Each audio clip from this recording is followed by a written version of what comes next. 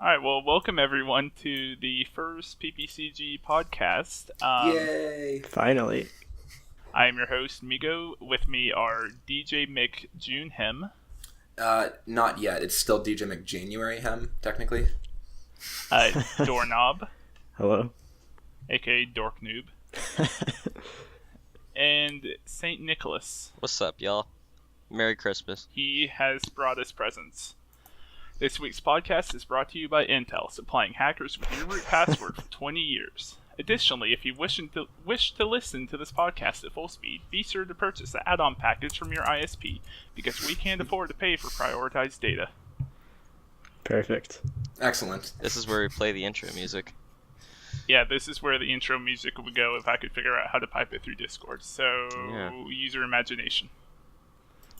I'm imagining like really peaceful classical music with some It's sort of violin jazzy. Oh, okay. Yeah, exactly like that, Christopher. Yeah. I was gonna say, thank you Nailed for... it. You're really creating a mental image there. Yeah, it's perfect. Alright, so... let me pull up our list of topics. I guess for starters, we should talk about Spectre and Meltdown. Yeah, I mean, pretty pressing issues. Yeah, so... the gist of Spectre and Meltdown are, if hackers wanted to, they can get anything they want off of your system. Slightly simplified, but... Slightly. Yeah. The system needs to be compromised in the first place to get malicious programs on there. Yeah, or, just be running Node. Can it be done like through a browser with JavaScript? Download LeftPad from NPM. What was that, Doorknob? I thought that you could also do it through JavaScript in a browser. Yeah, I did hear that attacks have been made in JavaScript, which is pretty scary because that means that it could be abused from websites, not just from downloading malicious code. Oh, that's not good. From what I read, the JavaScript attack did work, but all the major browsers have patched it out now. So, unless you're still using IE7, in which case, maybe the goat You're kind of asking for it in that case. Yeah, right. I think you have bigger problems. Using IE7 is like having a kick me sign on your back. Using Internet Explorer in general, honestly. For those of us who don't know, so like, what's a high-level explanation of what exactly Spectre and Meltdown are? Well, someone in the chat channel, in the text chat channel, gave a great explanation of it. You are a process and you walk up to the service counter, aka the CPU. You want to know whether or not a forbidden file is owned by Emily or Bob. You ask the CPU, give me a photo of this file's owner. So the CPU sends off a helper to check whether or not you're allowed to look at that file, and at the same time sends off another helper to get the correct photo. Eventually the CPU gets back to you and says, I can't give you that photo because you're not allowed to know who owns that file. But then you say, well, I'm allowed to see photos of Emily and Bob. Can you fetch both of the photos from me anyways? So the CPU sends off a helper to fetch Bob's photo, but it's really quick to give you Emily's photo because it was conveniently sitting right there nearby. Therefore, Emily owns the forbidden file. So it's like the picture was just sitting on the CPU's desk, sort of, in the analogy, right? Yeah. Because the helper just brought it back and left the photo there in case you did have permission for it. Yes, thank you. I guess you're Phi? Phi, not Phi, that posted that in Discord? Yeah, it was. He posted it in 19th Byte as well. Yeah. Yeah. So essentially, you ask the CPU to view a file, and normally it would have to check to see if you can view the file, and then load the file's contents. But because of speculative execution, I swear I can talk. What it does is it does both of those in parallel. And when it comes back and says, oh no, you can't view the file is still sitting in the CPU's cache if you can get the timing right. And then if it's in the cache, you can get to it. That analogy isn't perfect, but it's one of the better ones that I've heard. So pretty much CPUs, over the last however many years have just been trying to get faster and faster, and at some point you can't really do that by just increasing the clock cycle's speed, because there's a limit to how fast that can go, and so they just write better firmware to like do things in parallel and like have faster cache and stuff. And in the process, they didn't think about like if someone's reading the cache, there might be sensitive data in there because you're tricking it into reading something that you don't have permission to read. Is that pretty much correct? Basically, in all of their effort to see whether or not they could, they didn't stop to think whether or not they should. Yeah. Wasn't the whole thing like this sort of permission stuff is all done at the kernel level, and essentially the CPU is able to totally bypass all that because of this execution stuff, right? Something like that. You can, using, I think it's the Meltdown one, I still can't keep track of which exploit is which, but using one of them, you can, as a non-privileged process, you can get into privileged memory, including kernel memory, which is really bad because that will have stuff like your root password. Yeah, that's not optimal. Yeah, I don't think the kernel will have your bank account details, maybe. But it also means that if you can get into privileged memory, you can get into any memory on the system. How do you know that my bank account details are not going to be in my kernel? You don't know the way my system is set up. Unless... Okay, I was about to say unless your system runs using Vim as the kernel, but then I realized it's you and it actually could. Yeah. No, that's for Emacs. I was gonna say, Emacs is an operating system. I mean, with a subpar text editor. I was gonna say that's the meme. So I still haven't been able to keep track. Operating system lacking only a good text editor, right? Yeah. I still haven't been able to keep track of which one is Spectre and which one is Meltdown. All I know is that Meltdown was Meltdown is the Intel attack, and Spectre is the AMD attack, which is I remember there was a whole lot of fuss kicked up about Meltdown because it was the first one seen, but then like Spectre happened, but I don't remember seeing a lot about Spectre since all the news was already on Meltdown. Well, the thing about Spectre, that as far as I've heard, is that it affects literally everything, and it requires, like, there's no easy software patch, but rather, like, chips have to be redesigned entirely, which is scary. Yeah, that's what I heard too. The Meltdown specifically affects Intel chips made in the last 20 years, but Spectre affects basically every chip made in the last however many years, whether it's Intel, AMD, ARM. I think even some PowerPC chips are affected by it, which shows you just how far back this bug affects. Oh, wow. The chips themselves will have to be redesigned. You can't even flash the firmware of the chips because it's in ROM. There are some software mitigations that you can take, which a lot of vendors have been pushing out. Like, there have been patches to the Linux kernel and to Windows and I guess not Mac because it runs on the Linux kernel, but kind of FreeBSD. Not quite. It runs on the XNU BSD. kernel, which is which BSD, but not for whatever reason. Yeah, so all the kernels have been patched to mitigate the Spectre bug, but that doesn't completely get rid of it. Luckily, there are currently no proof of concept attacks for Spectre for getting the kernel information. I think that's just Meltdown, if I'm getting my information right. So I'm looking at the... So Apple recently open sourced the kernel used by OS X or Mac OS now and iOS, and the last commit that I can see is from September 26th.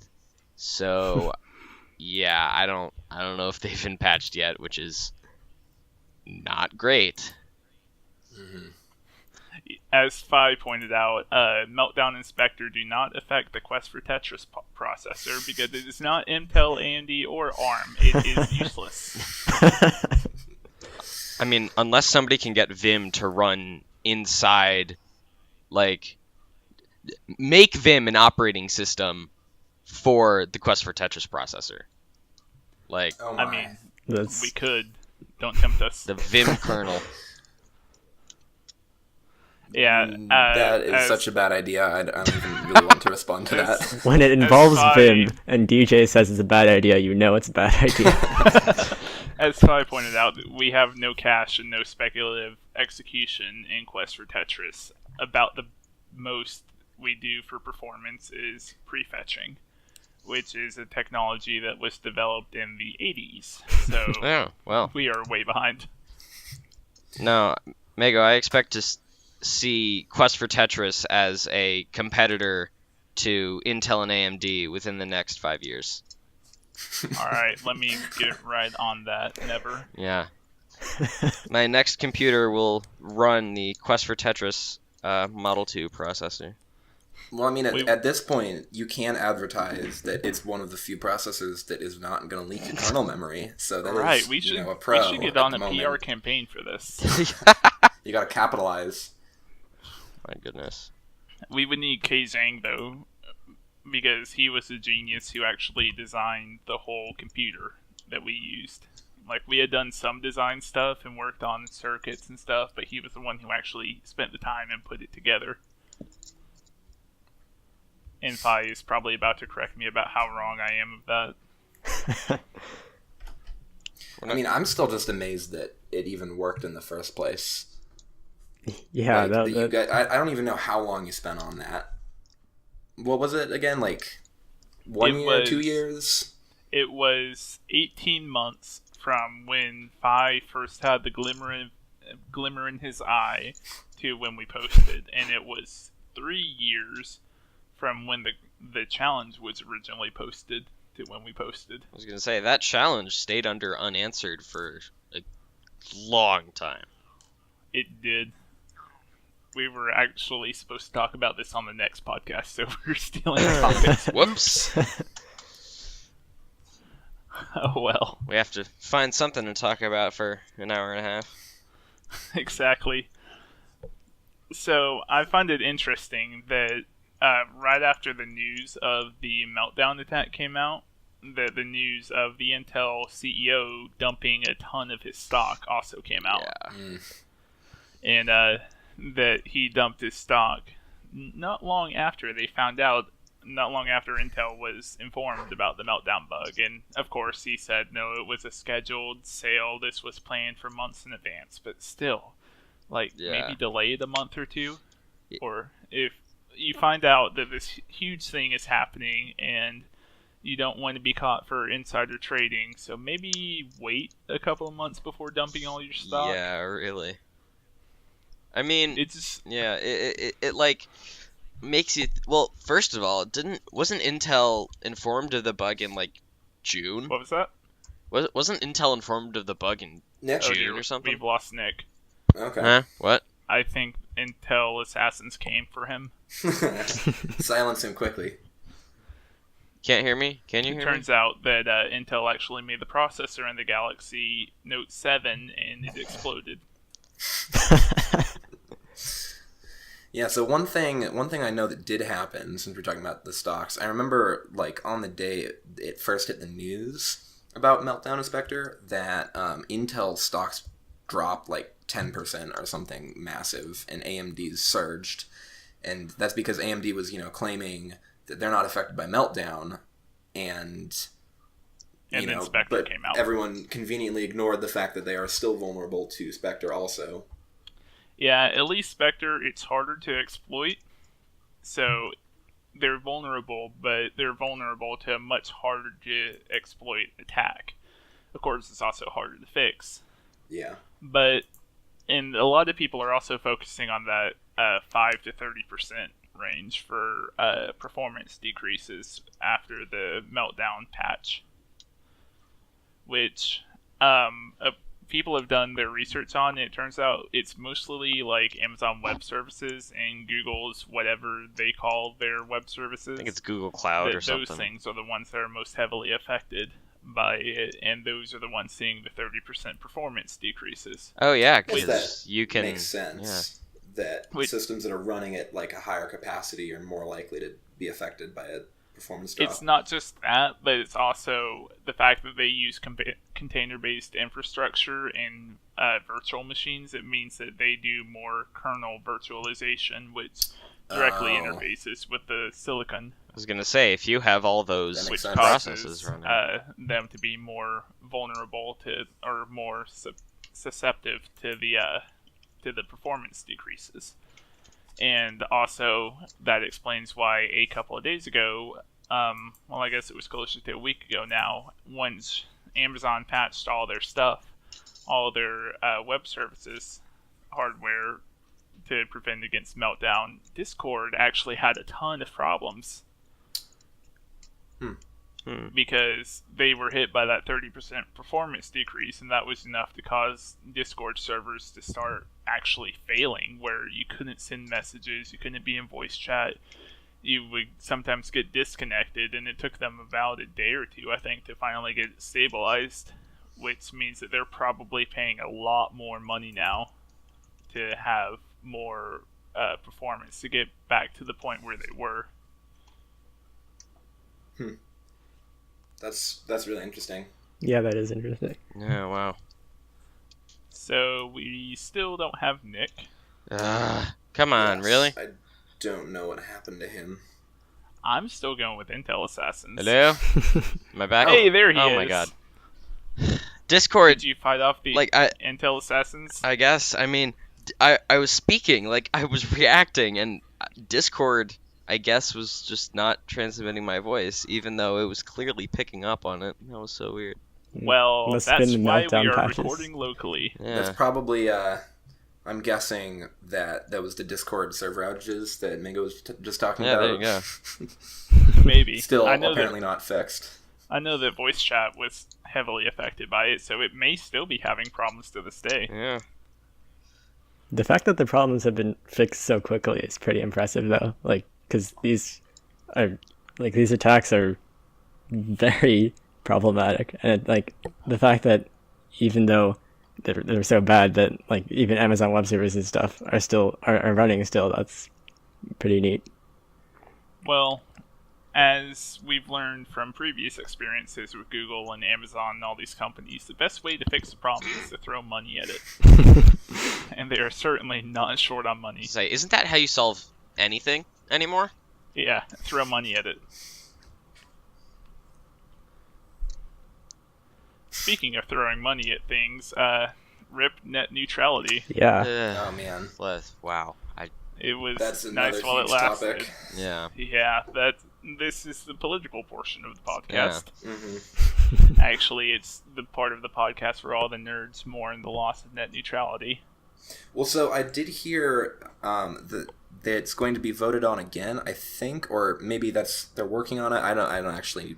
I shouldn't start saying something when I don't know enough to continue talking about it. But I did hear that another vote was in the works. My college education is actually coming to help me out because I paid attention in poli-sci class. The way it can work is because the Congress directly reviews the FCC, they have the ability to pass a congressional review resolution, I think it's called, where they can just say, no, you don't get to do this. Net neutrality stays in place, or yes, you get to do this, net neutrality is gone. And unlike a lot of things, it's only voted on by the Senate, and it only requires a 50% passing, so you only need 51 votes to make it pass, I think. And as Fi said, the Democrats have forced a Senate vote. So, we'll see where that goes. Net neutrality isn't dead yet, but it's looking rough. But the future of net neutrality is kind of up in the air at this point. Yeah, there's no telling what's going to happen. It could go either way at this point, and I would be very sad to see it go, because net neutrality is one of the things that makes Stack Exchange able to be a thing. Because Stack Exchange gets a huge amount of traffic, especially Stack Overflow, and unless Stack Exchange was willing to shell out the money to be considered a prioritized source of data, then Stack Overflows would slow down, and all of us developers would be forced to be productive. Well, and another The horror. another scary implication of not having net neutrality is not just that, Stack Overflow could be forced to pay more in order to keep up with the current speeds they're providing right now, is that, if they start supporting maybe a politically unpopular viewpoint, then, if Comcast or whatever ISP wants to slow them down, just enough to get them to not, that viewpoint to not come through, it's really easy to, create your own viewpoint that you're providing your customers with. Yeah, that would almost certainly go up against the Supreme Court for violation of the First Amendment, but that would be a tricky case that would probably take multiple years to decide on. Yeah. Well, I mean, when you're talking about massive sites like that, even slowing it down by like half a second on every page load or something would be like, it would be hard brutal to prove, but it would be brutal. Mm-hmm. I mean, just look at what Comcast did with Netflix. There's Netflix. a lot of really underhanded ways that they could make the internet terrible if they wanted to without net neutrality, which is why it's so important. And another big thing about net neutrality is, say that you want to compete with Netflix for streaming media content. With net neutrality in place, great, you can. You set up your servers, you stream the data, and all is good. Without net neutrality, well, Netflix is going to pay to be a prioritized provider, which means that their data will get to people faster than yours. And if Netflix is faster than you, and you don't have the money to pay the ISPs to prioritize your data, then you're not going to succeed. And so without net neutrality, it stifles business, it stifles competition on the internet. Wow. Makes monopolies form and... Mm-hmm. Like Disney. I mean, I remember seeing a thing a while ago. I don't remember who it was, but somebody was... And that's obviously not a great thing for a free market economy. Yeah. Man, the Podcast Talk channel is very emphatic about this. Yeah. There's emojis going off everywhere. That would be Arslan, I believe. Yeah, probably. It's always Alex. Bird friend likes his emojis. So here's a weird question on net neutrality. So I know all of the arguments for keeping it, but so the people who are opposed to that, what exactly, what viewpoint or what are they saying is bad about it? Like even if we disagree with that, but what exactly are they selling it as? Something that needs to be gotten rid of. Does that make sense? Yeah, I think it's the most common argument I've heard on the internet is that the argument that net neutrality is over-regulation, and for a truly free market, you can't have that much regulation. You need to let it go its own way, like laissez-faire, and which I don't agree with at all, because in order to have a truly free market, you need regulation, or else you're going to end up with these monopolies, and then it's not competitive at all. And then you don't have a free market anymore. You have a couple of companies telling you to pay for this or else. But both sides are, how do we keep the free market healthy? In some perspective, it's just one of them is saying it needs to be as open as possible so that, companies can spend extra money to speed up their data or to, shut down other companies. And then the other argument is that, forming a monopoly is bad, and yes, forming an anomaly is very bad. Yeah, you should probably get that checked out. Yeah, get the Ghostbusters in on it. I mean, I remember hearing something about like how there's somebody giving away some award to try and figure out a way to make the internet decentralized, so you don't have ISPs and things like this.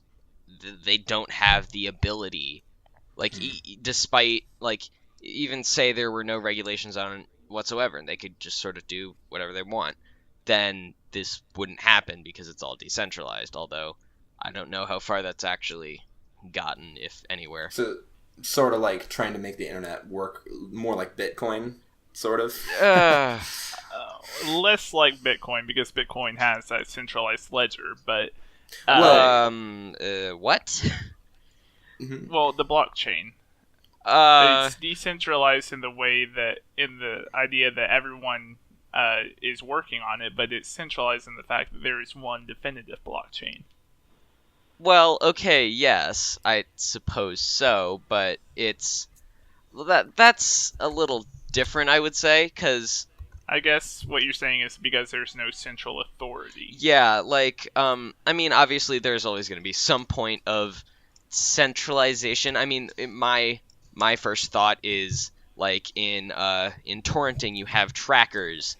In Bitcoin and Ethereum, all of these other cryptocurrencies, you have boot nodes, which are the initial nodes you connect to, and then you can connect to everyone else. But I feel like that's slightly different, because the main network, I mean, like, that's the thing with, I mean, if you have the decentralized internet, it would kind of be the same thing. You would need one main network to what's the word I'm looking for, to kind of serve as the canonical, this is where everything happens kind of network. Yeah, so it has to be centralized at some point, no matter what. Yeah. Yeah, because of the whole server-client model of the internet, it's kind of hard to do it decentralized. A lot of places have had some success with setting up mesh networks, where there's just a bunch of routers and no real ISP running them. People just donate their routers and connect them to the internet. But there are limitations to those kinds of networks. They're not going to work as great as traditional ones, but hey, at least they're not affected by ISPs deciding that they want you to pay $10 a month extra for Netflix. Yeah, I mean, I know in I saw one of these videos on how the internet in Cuba works, and there was something called like GamerNet or something, where essentially you just have wires going from house to house in a giant mesh network covering the country. Yeah, it's like an old school LAN party got way out of hand. Yeah, a LAN party covering an entire island. Yeah, look for the guys duct taped to the ceiling. Wait, okay, so forgive me if this is a noob question. So I don't actually know what a mesh network is, but with the way you're describing it, you know, cables running from house to house, so does that mean that like the total travel time of a ping has to go through every single house to get to its final destination? Wouldn't that run slower, or am I just not understanding it correctly? There are a couple of different ways that you can set up a mesh network. A traditional network is done in kind of a hub and spoke model, where you have one central access point with a bunch of computers connected to it. And if computer A wants to talk to computer B, it goes from computer A through the access point to computer B. And then with our modern internet, it's like that, but with a bunch of smaller spokes sticking out at places and very complicated routing protocols. A mesh network, it can be done like a fully connected graph, where every computer is connected to every single other computer, but then it's a maze of cables because that grows quadratically with the number of computers connected. So another way you can do it is like doing a tree, where each person is connected to three others, a parent and then two children. And then you can use basically the same algorithms we use for walking binary trees to traverse the tree and send data, which it's not as efficient all the time as a hub and spoke, but I mean, it'll work. And as people are talking about in the text chat, a big problem with ISPs is that they oversell what they can actually do. Like, you'll pay for 100 megabits per second down, but really you're paying to access a small network that gets 100 megabits per second down that's shared by all the people on that network. Do you guys actually get 100 megabits per second? I get somewhere around there. I don't. Well, I was going to say, I get maybe 50 if I'm lucky. Yeah, so another complaint about net neutrality that EE in the chat has brought up is that on those networks, if one person is using all of the bandwidth to torrent say, every episode of Game of Thrones at once, What a legend. It will negatively impact all the others on that network. And so the idea of repealing net neutrality appeals to those people, to the people with neighbors hogging all the internet like that, is that they would have to pay more to access the internet because they're using more than what they consider their fair share. But it's because that doesn't really hold because they're using their fair share. It's just that ISPs aren't giving everyone their fair share. They're just saying this should be enough for all of you, and you have to share it amongst yourselves instead of saying you get 100 megabits per second, you get 100 megabits per second. They say you 10 get 1 gigabit per second, and it should work out. Now play nice. Yeah. I mean, DJ, back on your kind of point on how mesh networks are a little weird. I'm sure you've heard. I don't know. I'm sure, but there. You have you have these big ISPs shutting down these smaller ISPs and like municipal city ISPs, and the way I understand it, it's still not fully mesh network, but instead of having like five in this hub and spoke model, instead of having five or six giant hubs with like millions of spokes each, you have smaller hubs with smaller with smaller numbers of spokes each.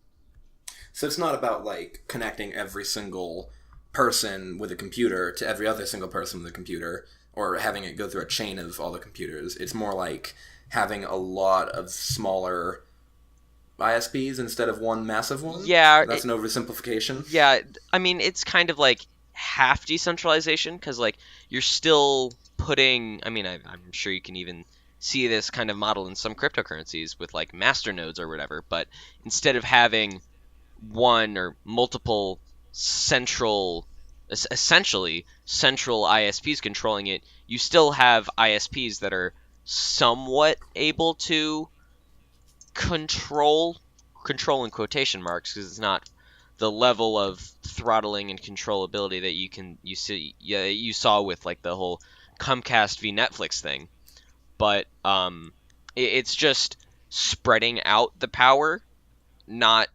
so much so as to cause everybody to be connected like that and slow it down, but just kind of to not give the higher the larger ISPs so much control and allow for competition, because otherwise you just have a monopoly, and that's not fun for anyone involved.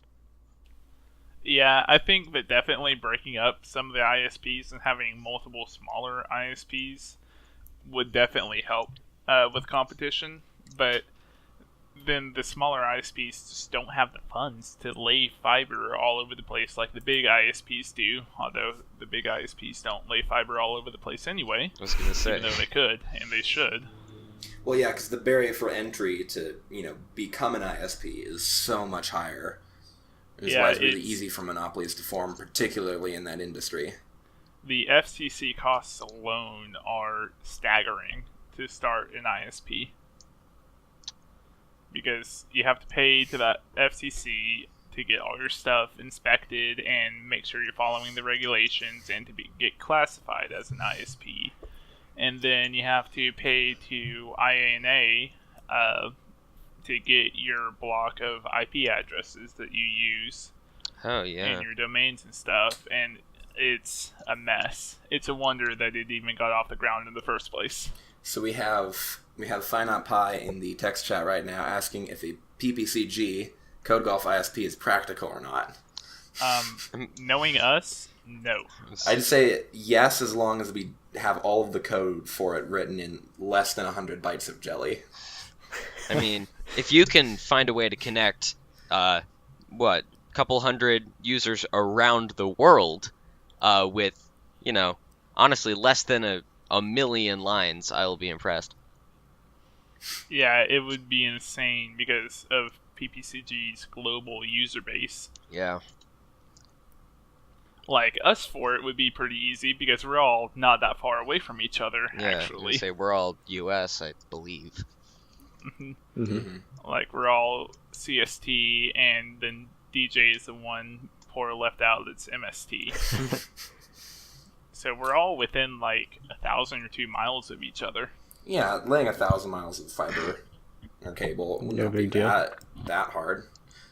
I mean, at that point, it wouldn't even need to be fiber, because with such a small network, you could essentially have a mesh connect everyone to everyone thing. I mean, it might be more expensive, but it'd be fairly fast.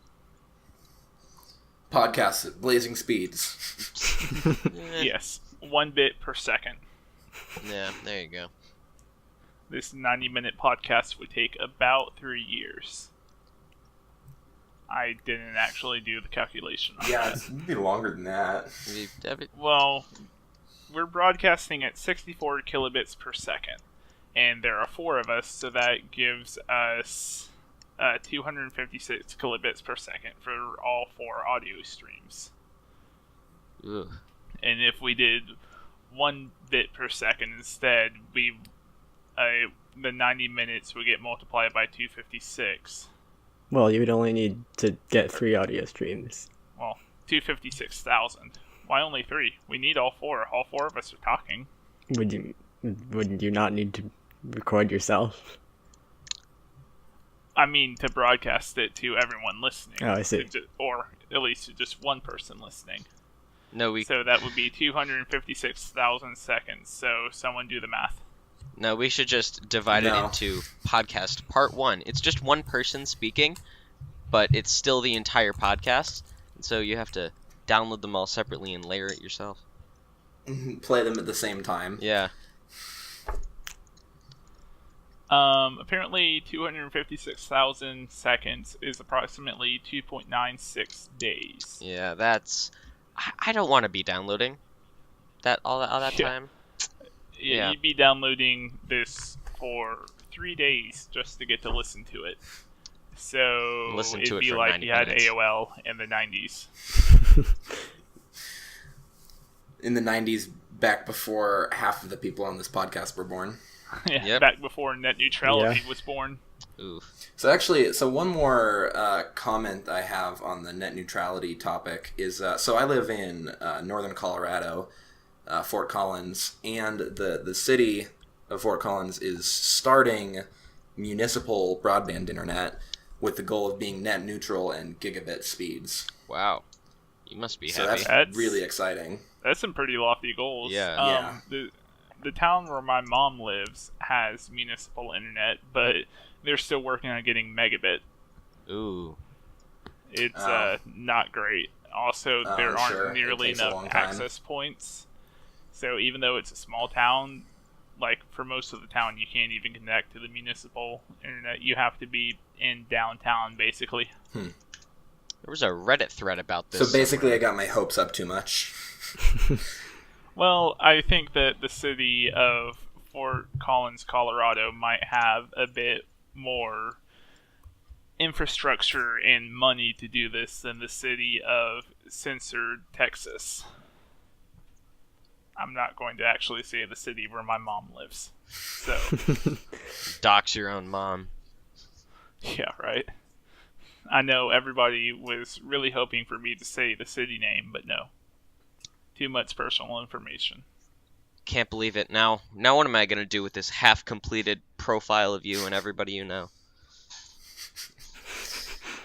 God, I don't even know everybody that I know.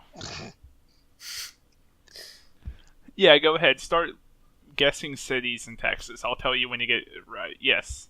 There you go, Hyperneutrino. You got it England, right. Texas. England. England is my city.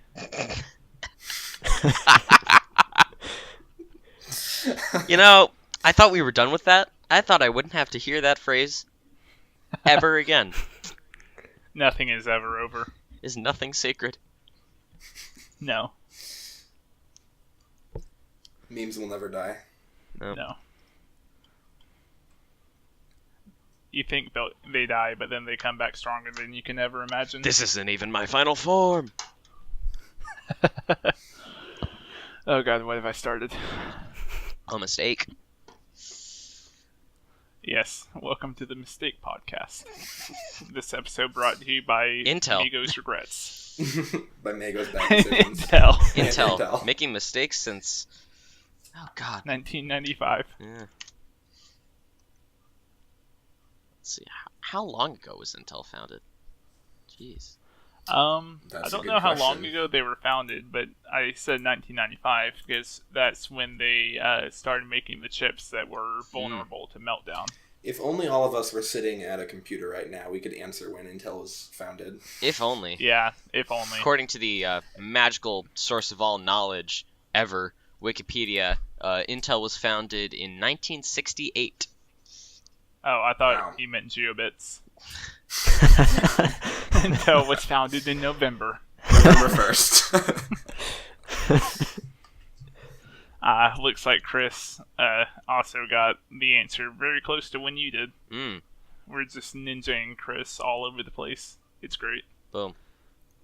He's not going to keep watching after this.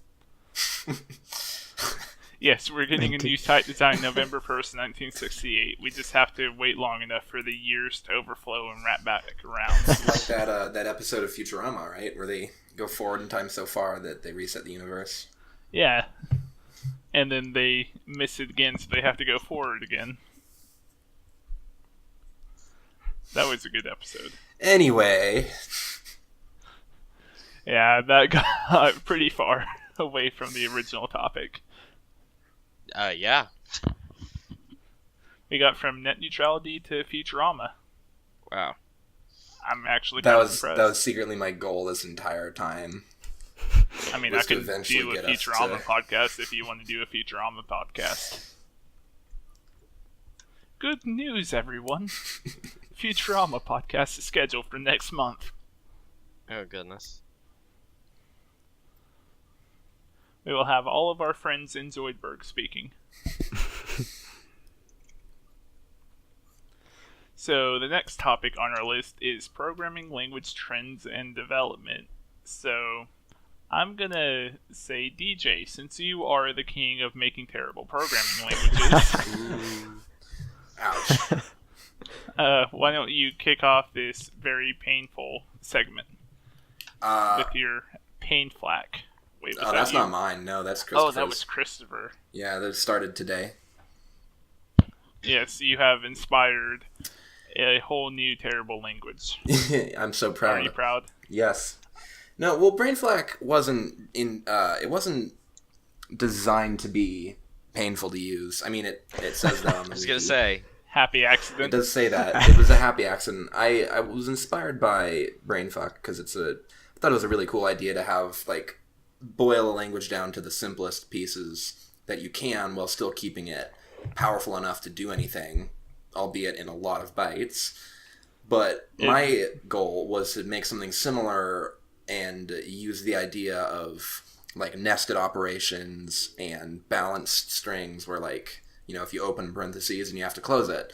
And another, like, important goal in designing it was that, you know, so if you have parentheses that are closed with nothing between them and parentheses with a bunch of stuff in between them, that's like two different types of information. And so really with the 4 bracket types you have, you can encode 8 different types of operations. And so that was one of the primary goals. And then it ended up being painful to use, but that wasn't the only goal. DJ McBob Ross. That's going to be your next username. I mean, I can make that happen now. Do it. Please do. Also, give your cat avatar a nice Bob Ross mullet. Or not mullet, afro. That's Ross mullet. Yeah. Well, you see, before he became a painter, he was actually a hardcore punk person. And had a mullet. I mean... I don't know what I'm saying anymore. Just... I mean, if Bob Ross made an album, I would listen to it. I would. It would be so peaceful and calming. Oh God! What have you done? This cursed All right, image. If you're listening to this podcast, I'm sorry that we're all freaking out and you don't know why. I'm gonna have to make this a video feed and put this image on it. This image is just going to be the entire video. Can that be like the header photo for the podcast if we ever do publish this? Wow. Yeah, let me pin this real quick. Jeez. I was gonna say, Yeah, this is more like I'm doing going a podcast on a Twitch with like Twitch chat going than anything else. yeah, this... I forgot what we were even talking about because Trends in Mullet language Bob Ross design? is... Oh yeah, that. It makes perfect sense how, the two topics are related. Oh yeah. Mullet Yeah. Bob Ross and Definitely. trends in programming language design. I mean, naturally. Dips. Doorknob, don't you have a language you've been working on recently? I do. Well, recently as in I recently restarted work on it because I started it about a year ago and then completely abandoned it, as is what happens to most of my side projects. Also, Can relate. it's called Face, and one could say, I'm stealing this joke from a friend, by the way, one could say that I started working on it again to save face. But anyway, sorry. Anyway, the idea is that, so C is fun to program in, but it's also, like, Citation relatively... needed. Sorry? Citation needed. But it's also, like, not painful, which is the issue, because I wanted a language that I could use on Code Golf in a painful way. That was like C, because C is fun. So I made this language where all variables are stored as pointers. So that means that in order to do anything, you first have to allocate memory. And the way that works, because the functions take pointer values and dereference them to as their arguments. So if you want to allocate memory, you need a number. But to get a number, you have to allocate memory. So the way around that is that there's a command, the / command, which sets its two arguments to a pointer to the source code and a pointer to the instruction pointer, which allows self-modification and also makes it so that the only way to get a number in the first place is to take it from within the source code itself. Who hurt you? I have a bad experience with C. So I'm going through Doorknob's repositories trying to I was trying to find another programming language of his from a long, long time ago in a galaxy far, far away, which is Snowman. Okay, And yeah. I just want to bring up the fact that you have 121 repositories. Whoa. Let's not talk about that. We've all made mistakes. You have, yeah, but most of us haven't made 121 of them on a publicly visible platform. So if you had to Why? guess, how many of those would you say are finished, more or less? Probably none. Okay. I would say. The thing about Snowman is that it's awful, but also that it well, I guess the idea of Snowman is that there's only 8 variables, hence the name. And my computer just locked itself 1 second. Excellent. Okay, and I forgot where I was going. Oh yeah, the name comes from a golf term, and I actually forgot what that term means, so I have to look it up myself, I because think even though if you get I made 8 this language, strokes, that may be it. to score an 8 Oh, on a that's- hole is to score a snowman, so named because an 8 looks similar to the body of a snowman. There you go. Well, yeah, so the idea is that it's awful at golf, which is true. So, Nice. Well done. Yeah. So you're while saying it's we're- similar to Java. While we've got Doorknob on the hot seat, let's talk about a few more of his programming languages Oh boy. that I've just found. There's one called Macaroni. Oh yeah, so that one was okay. So DJ was talking about minimal languages, and this one is an attempt at a minimal language, except not as minimal as like Brainflock, in that it has a reasonable number of operators, about 20 or 30, I think. But the main selling point in its terribleness is that all operators have fixed arity, so that means that there's no parentheses. You just chain it, like type everything in a row. So the code is literally unreadable without like indentation or something. So it looks to me like it's prefix notation. Yes.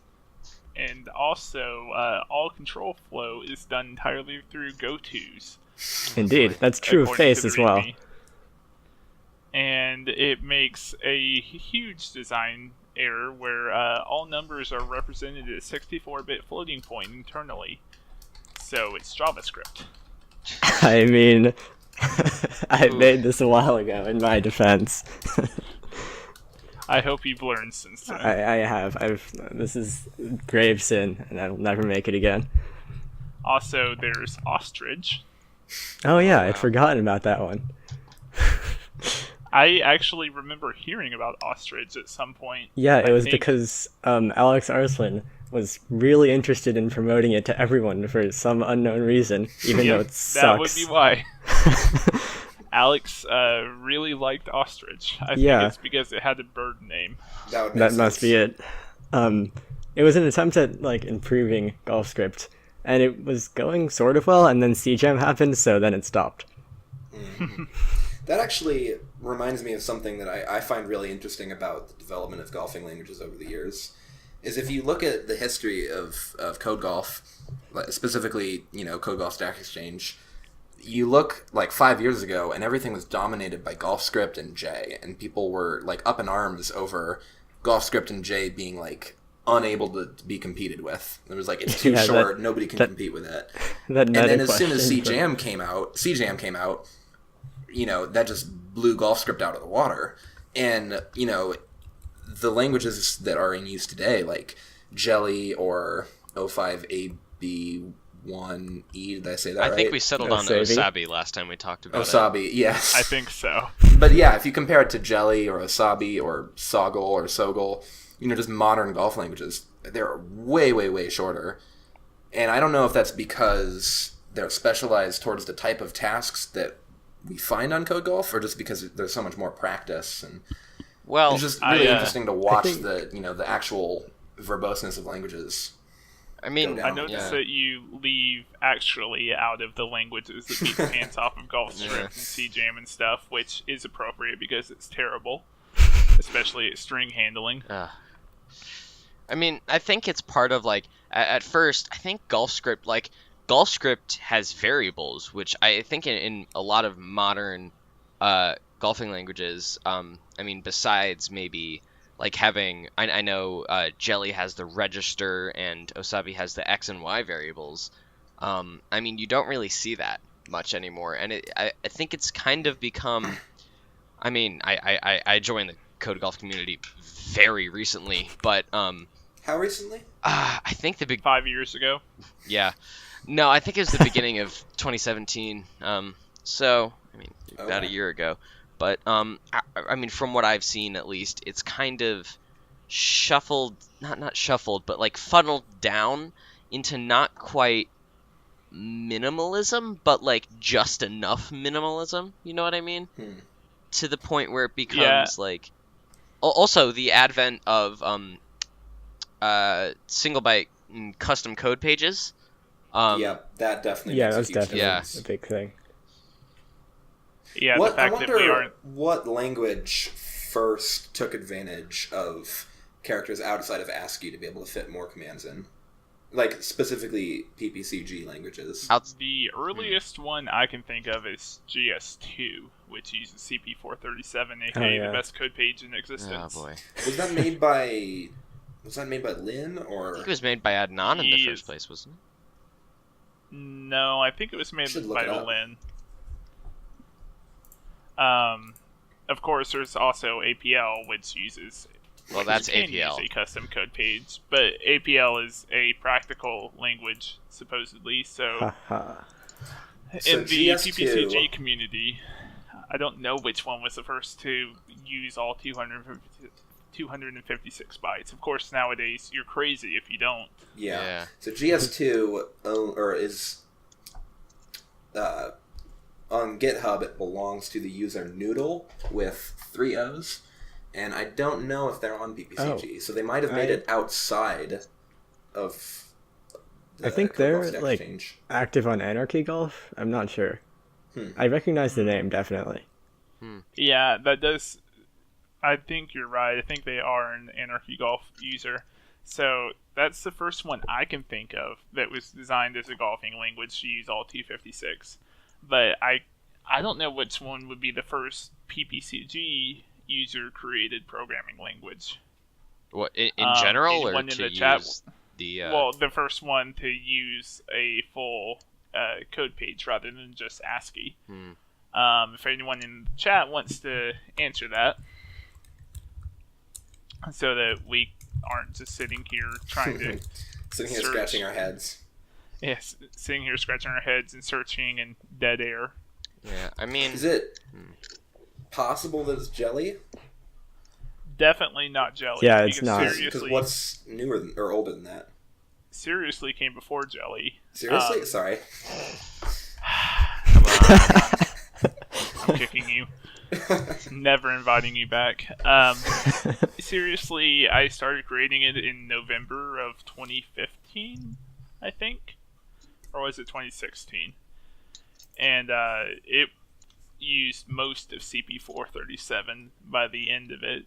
It wasn't because of any design goal that I didn't use all of it. I just ran out of ideas to stick into bytes. And then I started working on Actually, because Actually was way better than Seriously. I mean, a similar thing happened with my golfing language V, where it has theoretically room for 256 commands, but now that all of the ones with, like, obvious to think of mnemonics, I don't know what comes after that, so. I mean, there was scripting, which is the one all in CJK characters, but that's not even ASCII, I mean, that's just a whole other thing.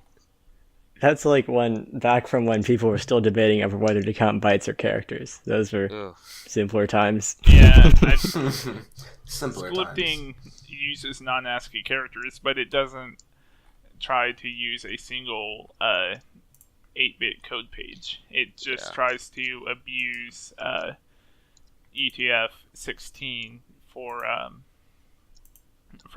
counting characters and not bytes. Which I'm glad that we moved away from. I mean, I've thought in the past about, if you ignore the whole Hangul Korean characters in there, if you do just use Chinese characters, there are Chinese encodings, like Big 5 UTF-16 is one.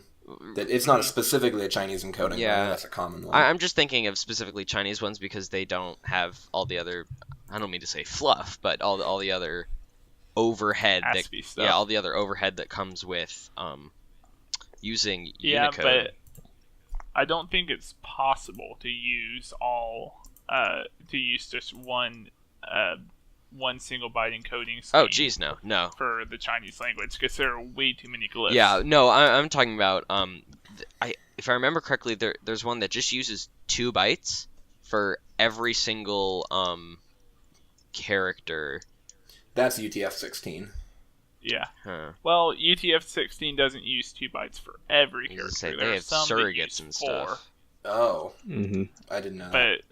Those that use 4 are outside of the basic multilingual plane, which is like emojis and stuff. So I think I have an answer to our question. I'm bringing the conversation back a little bit.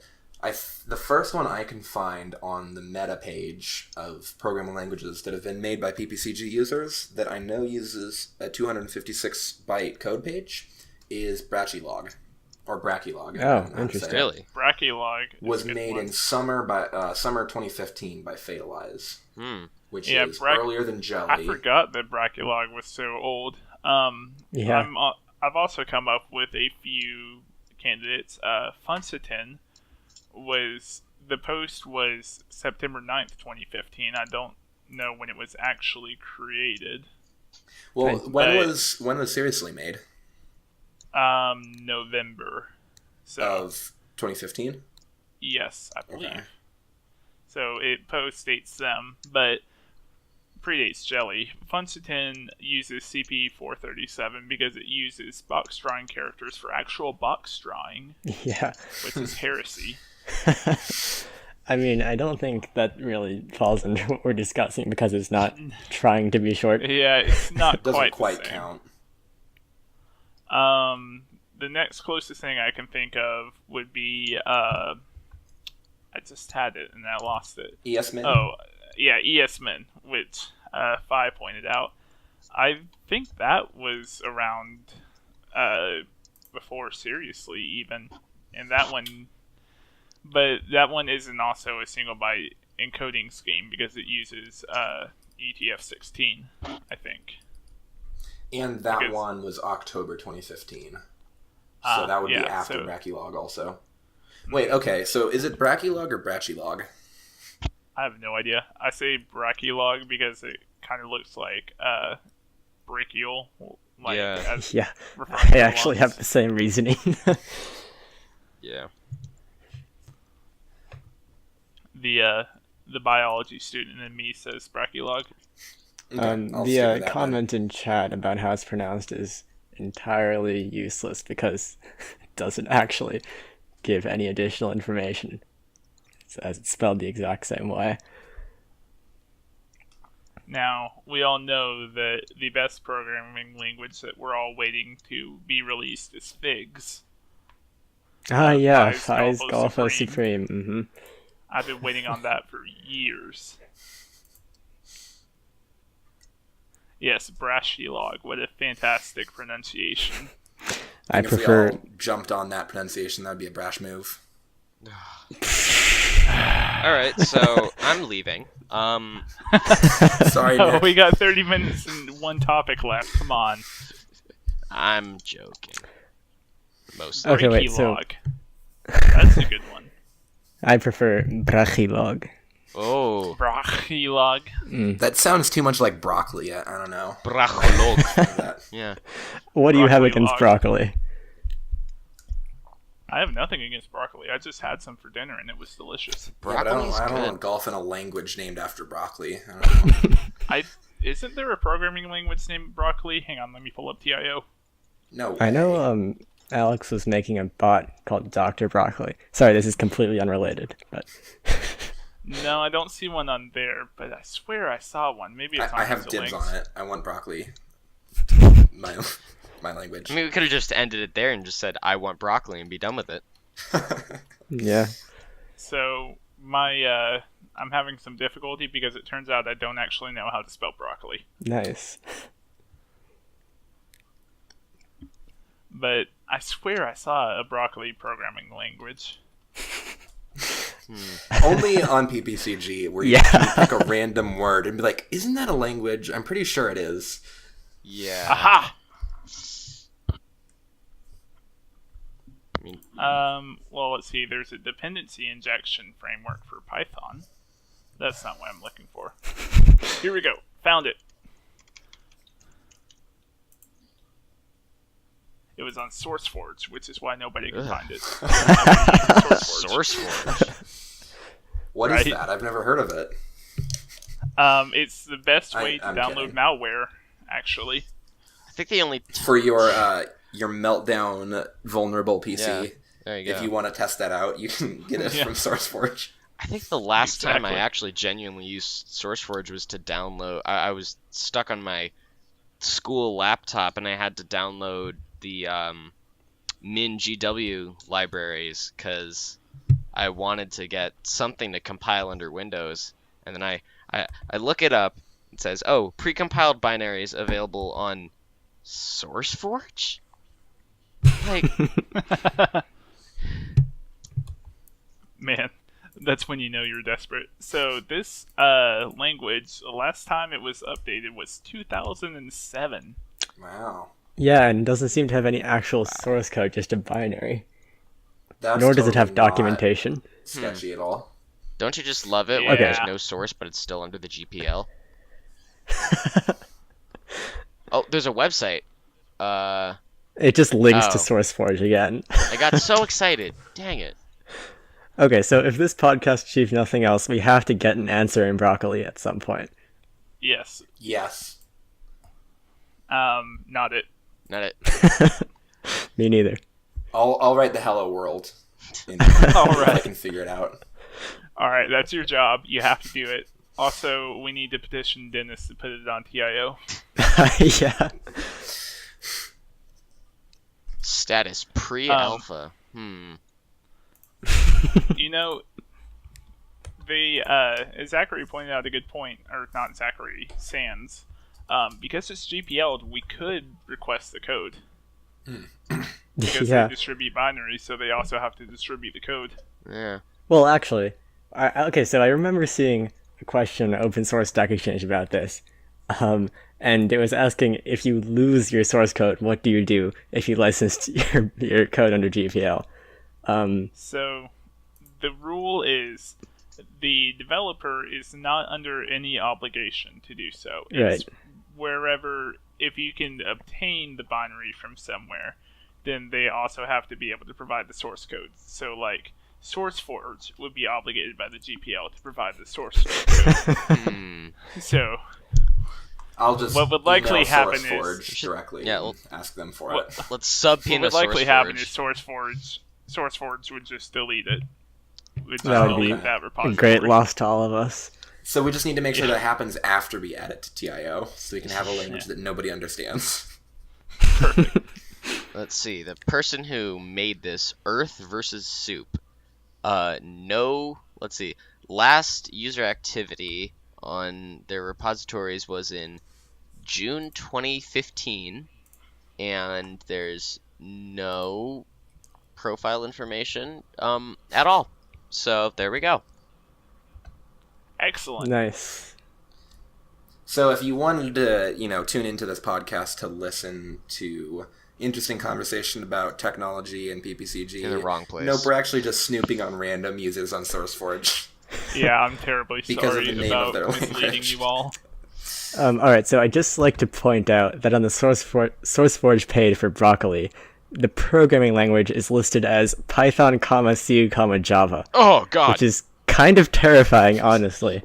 I threw up a little bit Yeah. in my mouth. Jeez. Be the first to post a review of Broccoli programming language. There are no reviews because there's no language. Yeah. What would happen if I tried to download it? Let's see. Oh boy. Don't do that during the podcast. We need you to not disappear. So Yeah. when your computer gets 3,000 viruses, Oh, yeah, well, it's been nice knowing you. Oh. so the last topic on our agenda is PPCG version 2, which is something I am very excited to talk about, but also I'm kind of loath to talk about because I don't want to promote myself too much. Yeah, that's a really interesting topic. So, if you had to explain it to someone like, I don't know, like me, who doesn't really know anything about it, what exactly is the purpose or the goal of PPCG v2? Imagine PPCG, but if the people that developed it and were in charge of maintaining it actually paid attention to the users and didn't forget that we exist. Ooh. Harsh. Yeah, that's kind of harsh, but it's true. Say, but it's So right. is it- It's nearly a year. Are you like splitting it off to a new community, or is it going to be the same community, just a different like software interface? Like, what exactly? So the goal of it is, originally we tossed around the idea of just making it a new code of paint on top of our current PPCG, and just basically making it a new user interface for it. But a lot of the things that we wanted to do weren't exactly compatible with current PPCG, and so we would have to store data anyway and run our own application anyway, so we figured why not just make it independent. So it is a new community, is the goal. Yes, it's a new community. We're hoping that a lot of people from PPCG come over and enjoy it, because we're kind of designing it based around a lot of the criticisms of PPCG and the Stack Exchange model.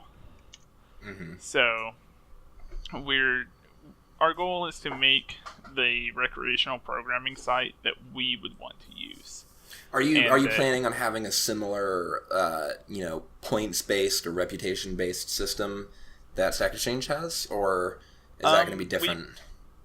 This has actually been a debate that's been going on since the project's inception, and actually that we were talking about either yesterday or 2 days ago, that recently, where I want to do some sort of reputation thing where you can have a number associated with your name that makes you feel good, because gamification is a great way to keep users, to retain users.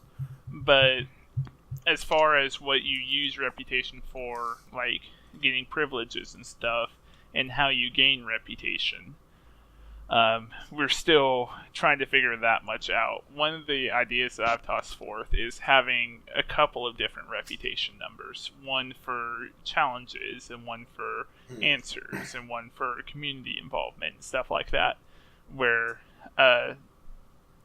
each of the different types of reputation unlocks new rewards. Like, say, a certain amount of answer reputation might give you the ability to vote to close challenges, because if you've answered a bunch of challenges, chances are then you know when a challenge should be voted to close, because it's unclear. That makes sense. And so we wanted to kind of look at Stack Exchange's privileges and break those out into categories instead of having just one global rep number that gives you all of the privileges. And we also wanted to have a way so that people who post great challenges but maybe don't answer them as often, like Calvin, would be able to be rewarded at least as well as people who post a lot of answers, if not better. Yeah. So that's appealing to me too, since I have written a lot of challenges and, relatively speaking, not as many answers. So having a lot of good challenges is essential for the site health and for making the site look good. So I really want to find a good way to incentivize people to write good challenges.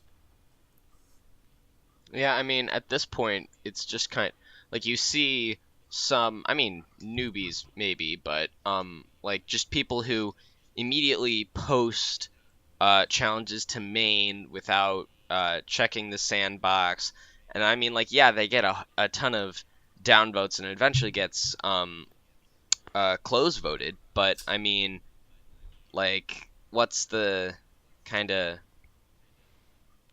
well, what I'm saying kind of makes sense?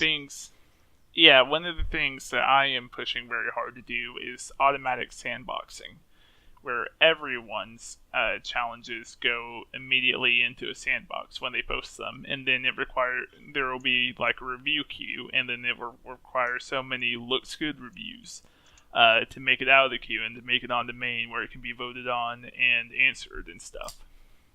And then also, I tossed out the idea that if you had so much challenge reputation that you could skip the queue if you wanted for any given challenge, because if you've written a lot of good challenges, chances are that you don't really need the sandbox.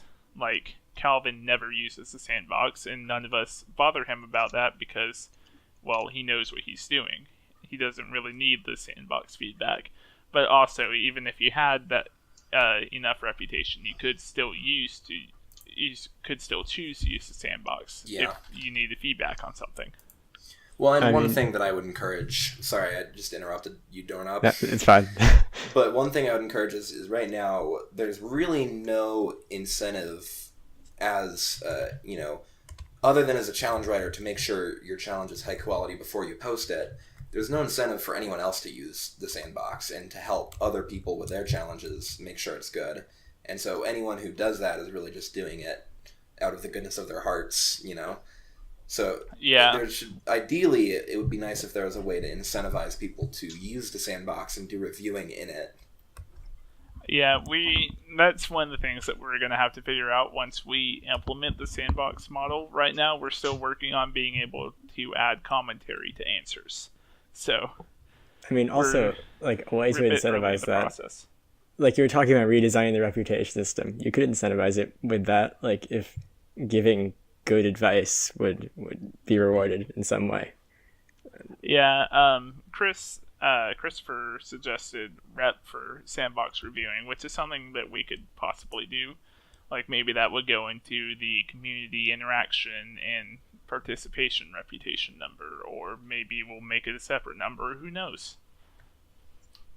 But we definitely want to incentivize people to use the sandbox and to review in the sandbox.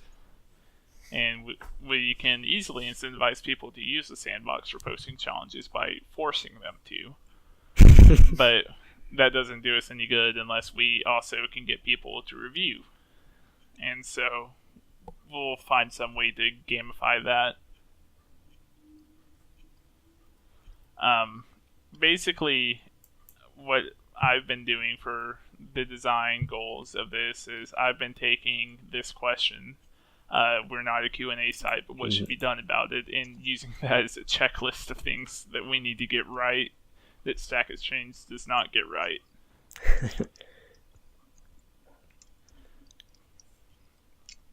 And just by looking at the community complaints about the current model, I think we can learn a lot and come up with some good design goals for a site that the community will enjoy better, and we won't be bound to the Stack Exchange model, though we will definitely be taking inspiration for some things, and so we won't be bound to the constraints of being on a Q&A platform when we're not a Q&A site.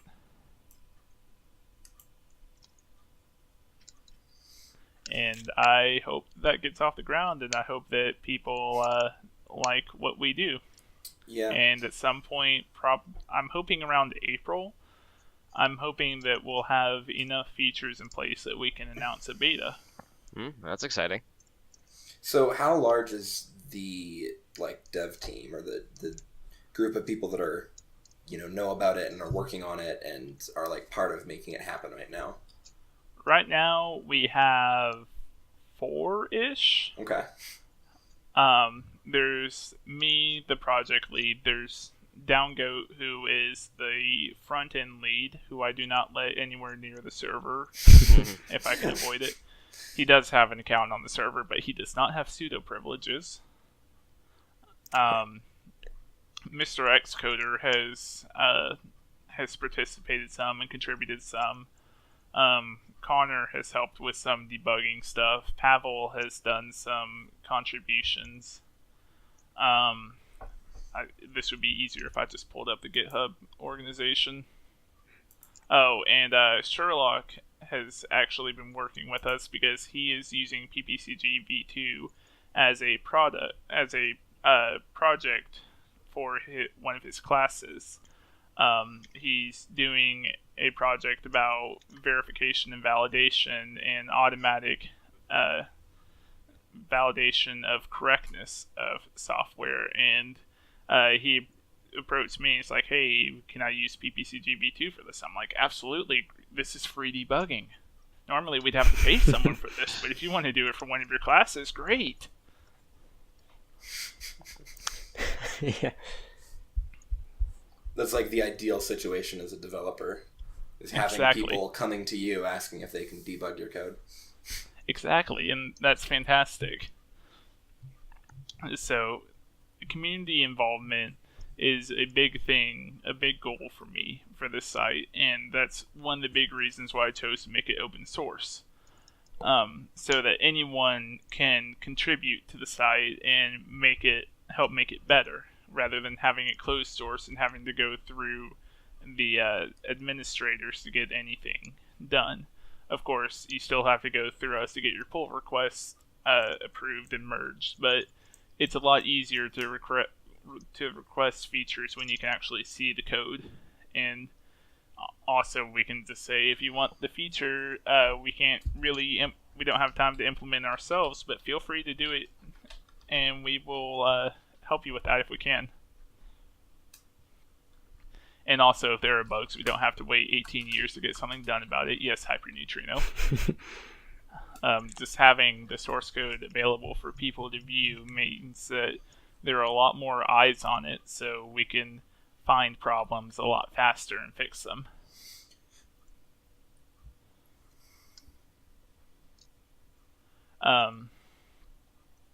So we're about ready to wrap up, because we're coming up on 9:30 p.m. for us Central Time people. All right. So before we go, I know a lot of us are gamers, specifically the four of us on this podcast. So I wanted to ask everyone, what are you playing right now?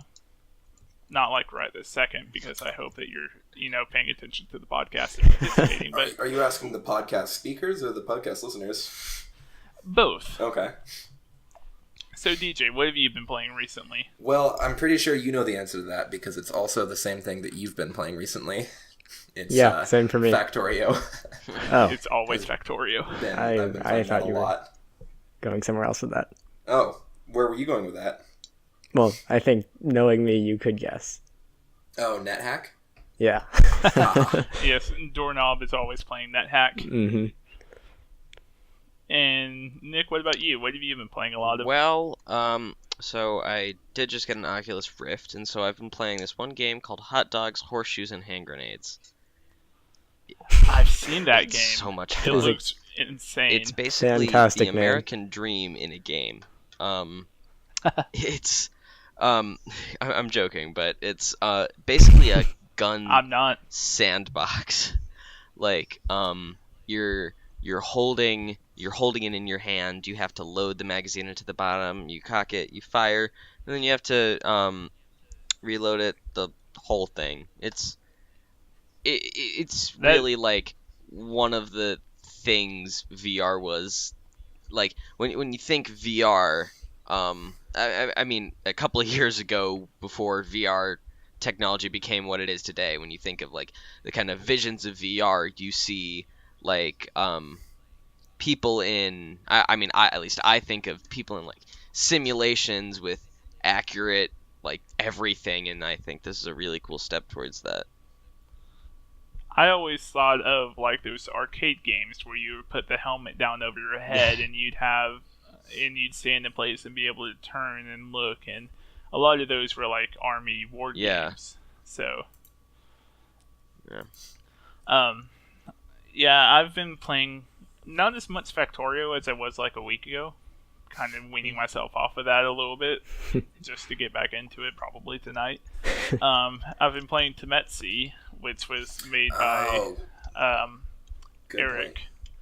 who is actually a member of the PPCG community. Temetsi is a lot of fun. It's like Minesweeper on crack. Yeah. It's difficult but very satisfying when you get to solve a puzzle. And yes. I've also been playing a ton of Fortnite Battle Royale, which I like because it's free.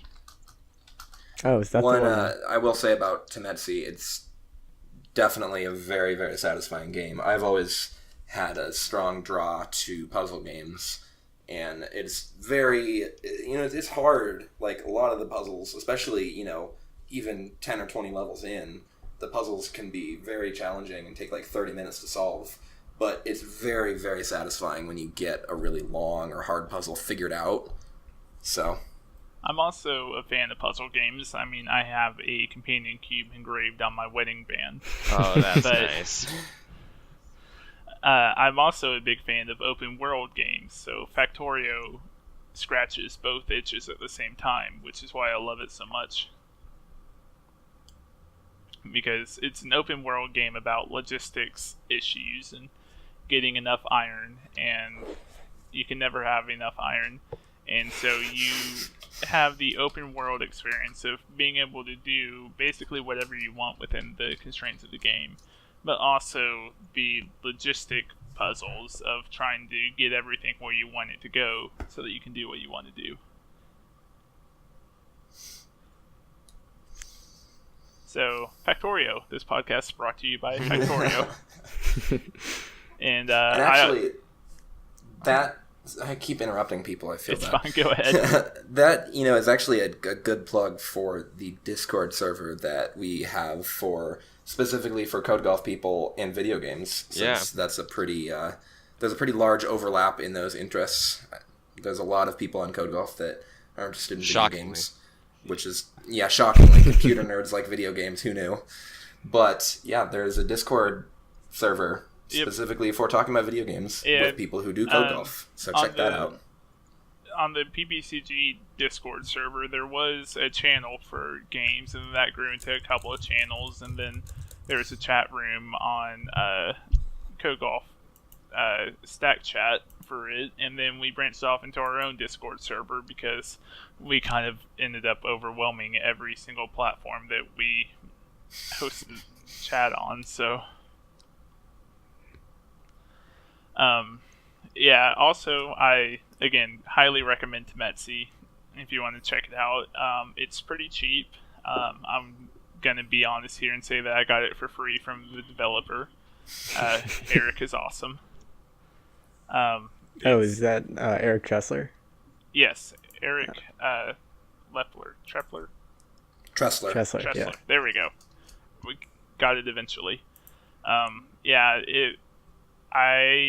would say you should pay for it, but considering that he hands out copies of it like candy, I mean, I'm sure he'll give you a copy if you ask him.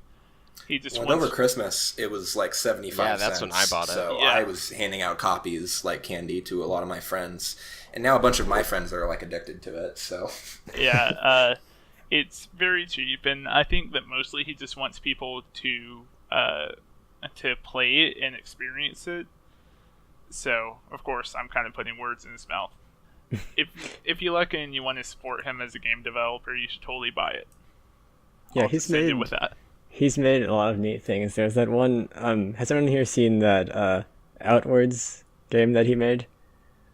No, I don't know what that is. It was like this word association game where you start at a single word and you just have to think of similar words, and it grows into this enormous web. It's really fun to play, especially with other people, so you can like get other people's guesses. He was like posting this on Puzzling, I think. I do remember that. I remember seeing that now. Yeah. He's made a bunch of cool things. Yeah. I'm really interested to see in what he's going to do with Temetsy, because he's still actively developing it, working on stuff like more levels and custom levels and stuff like that. And I think it could be a very, very good puzzling game. With just a bit more work on it, a bit more polished, but it's already very polished. And the fact that he takes community suggestions into account, and he actually implemented a lot of things that people have suggested to him after playing it, that people have suggested to him in the gaming chat room. And another thing I will say that's somewhat related to Temetsy is there's another game that's basically the same thing, although probably a little bit more popular, is Hex Cells. Hex Cells like that. Extra complicated version of Minesweeper. I saw Nerd but that one is not made by PPCG people.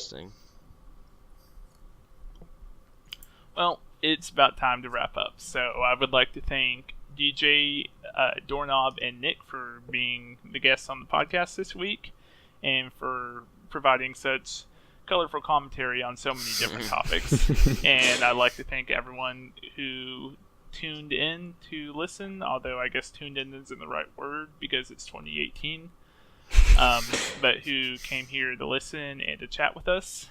And I will get the published version up soon, I hope. 6 to 8 weeks. 6 to 8 weeks as always. At the design.